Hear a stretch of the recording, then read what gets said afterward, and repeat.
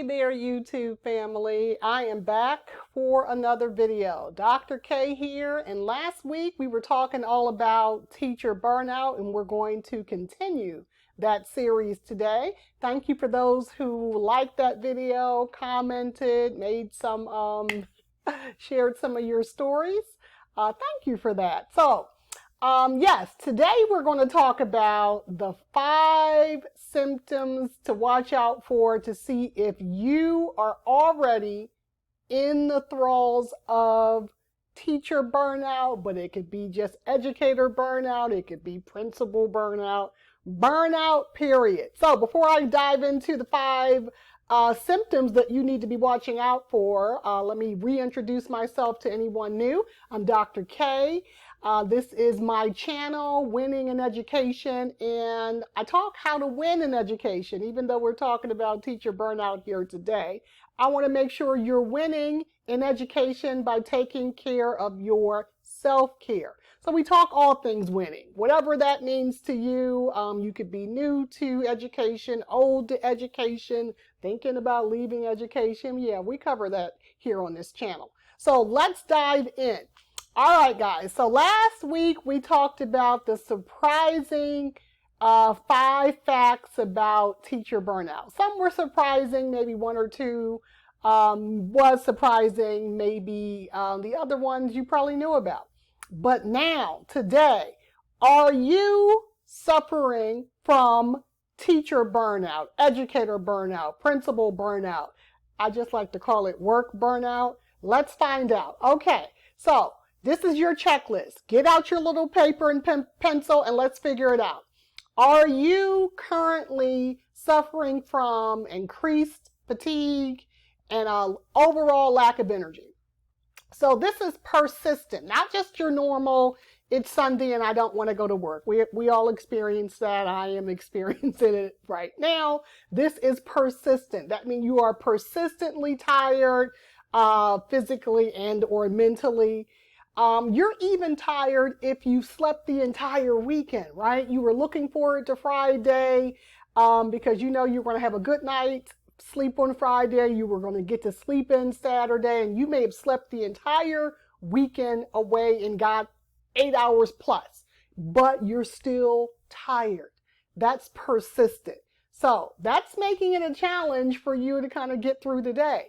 If you fall in that category 1, increased fatigue and lack of energy persistently, give yourself a check. You are suffering probably from burnout. All right, number 2. Here we go.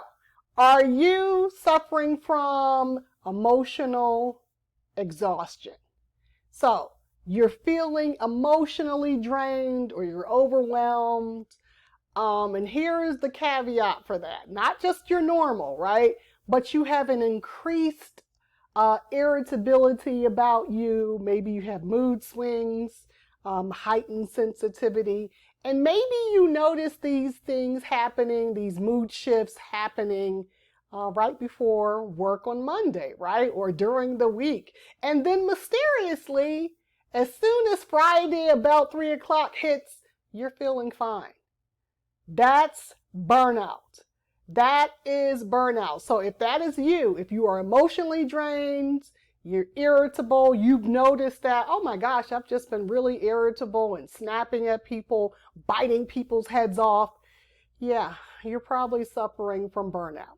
Okay, so that's 2. Number 3, do you feel a sense of decreased job satisfaction and or reduced efficacy?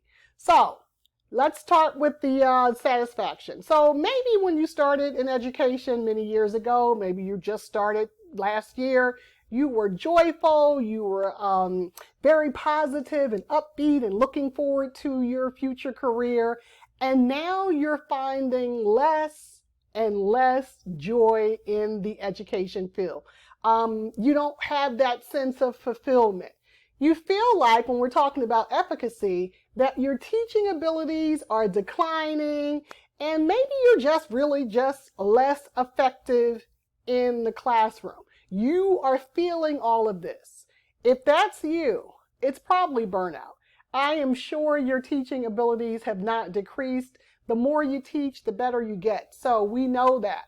But if you are suffering from these feelings of decreased job satisfaction, that's probably going to lead into your mental state thinking that, you know what, I'm probably not the best teacher I can be, and I'm probably not as effective. That's not true. What this probably is for you is burnout. You are burnt out. So if that's you, give yourself a check. All right, so number 4, I think we talked a little bit about this last week. If you are suffering from physical symptoms or sleep problems such as headaches, we talked a lot about headaches. I know many teachers suffer from headaches Monday through Friday, and then mysteriously by Friday at 3 or 4, it's gone, right? If you have stomach problems or you have that muscle tension in your neck, you can't sleep. So you can't fall asleep, you can't stay asleep, and then you're suffering from chronic insomnia. That is burnout. It is nothing wrong with you. This is burnout. This is the way your body is telling you that you are burnt out and you need to be seeking help. So, physical symptoms, we talked about that last week. Headaches, an everyday headache or a headache 3 and 4 days out of your week that you're noticing constantly in the back of your heads. You notice that, oh my gosh, I can't get to sleep. I'm always thinking about the job. I have these anxieties, the dread going into work. That's burnout. So give yourself a check for that. And number five, I want to say this is probably one that I noticed way back when I was in the classroom, and I'm hoping it doesn't affect me again now that I'm back in K-12, but an increased desire to be absent from work. So increased absenteeism. So you are typically a person who goes to work every day, right? Because you're a professional and you know the kids need you there every day, and it's best that you show up every day for the betterment of your students. That used to be you. But now you realize that you're taking more and more sick and PTO days than you used to take. And the reason you're doing that is because you just can't drag yourself out of the bed, out of the house. I have heard horror stories, particularly from some of my clients who, and I'm not laughing, but because this used to be me way back when, driving into work, tears running down your face. Some of you can't even drag yourselves out of the car. So if that is you, if you are taking more sick days than you used to take, more PTO days, more excuses that you're coming up with for reasons you can't go to work, or you're thinking about these elaborate, how can I get a family medical leave, like that's burnout. So that is number 5. Number 5, give yourself a check. If that's you, if you've noticed, I used to go to work every day and now I'm missing like 1 day every other week. And then the last one is decreased engagement. So this is something that I think is a subtle hint that you're suffering from burnout. You used to be very involved in your professional organizations. You used to really consider yourself a professional, and you wanted to contribute to your community, and you wanted to be a collaborative partner. But now you're losing interest in all of that, right? You don't feel like engaging in any of these professional development opportunities, any of the extracurricular opportunities. You used to love field day and, let's say, graduations and proms. And you don't want to do any of that or any of the initiatives that are coming out. Now, here's the caveat. You used to love all of that, right? That used to set you on fire as an educator. You used to really look forward to that stuff. But if you are suffering from burnout, decreased engagement in these activities is a subtle sign that burnout is with you. So I gave you 6 reasons. So let's go through them again and give me your check marks. Increased fatigue and lack of energy, emotional exhaustion, decreased job satisfaction and reduced efficacy, your physical symptoms, so those headaches, those tension pains, your problems sleeping, increased absenteeism, and of course, decreased engagement. So I gave you 6. If you have, I would say, 3 or more, you are in the thralls of burnout. So what are you going to do?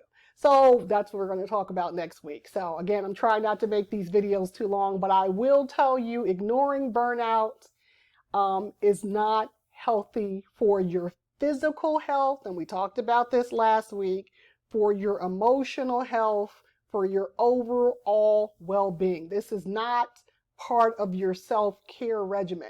What you need to do is not ignore these symptoms and start thinking about, how can I reduce some of these things? How can I start to feel better about work?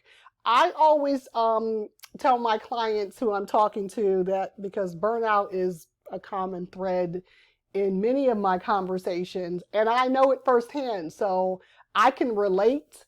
But the first one I would like you to think about addressing is that physical exhaustion and your sleep. We know if you are not getting a good night's sleep, and good night means we talked again about this last week, having a sleep routine, trying to get to bed early, trying to shut your brain off and not think about or stress about the next day work. I know that's difficult. It is very difficult. I often have to make sure that I'm telling my brain, shut down. No, we're not going to think about that. No, I'm not going to keep a paper and pen next to my bed because something pops in my brain, and I'm not doing any of that. I am off the clock. So I would suggest first looking at your sleep, making sure that it's the best it can be as far as routines. And then secondly, we talked a little bit about this too. Self-care should be a priority. And part of your self-care is knowing when your body is sending you signals that you are in the thralls of burnout. This is not healthy. Burnout, even though this is a common term we use in education, is akin to stress. And we know that stress kills. So if you feel like if you've gotten a check for all 6 of these, or maybe even 5 out of the 6, I think it's time for you to start looking into talking to your doctor about those physical symptoms, specifically those headaches. And then also maybe looking into talking to a healthcare professional who can help you work through some of the stress and anxiety that comes with being an educator in 21st century United States education system. It is what it is. I don't see the education system getting any better. So this is what we have to work with. So as educators, we have to come up with ways to make sure that we're able to do the job, still attend to ourselves with self-care, still being able to attend to our family, and, making sure that our health is a priority. All right, guys, so next video, I still think I'm going to stay in this whole burnout stage.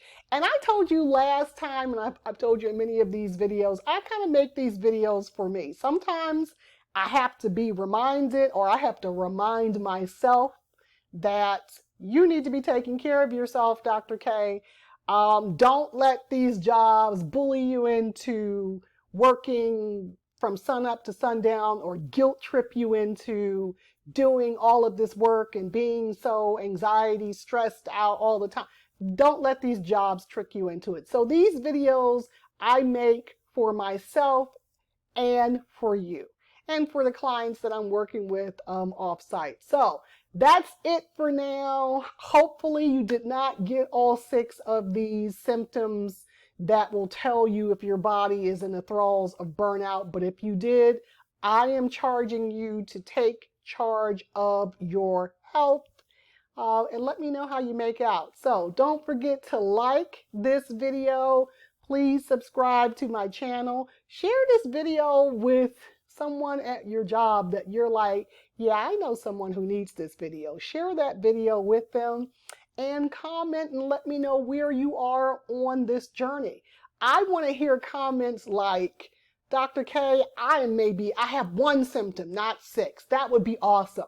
But even if you have all six, tell me you have all six and then tell me what your plan is to start working on getting out of this whole burnout phase. Okay, guys, that's it for now. Talk to you later. Bye-bye.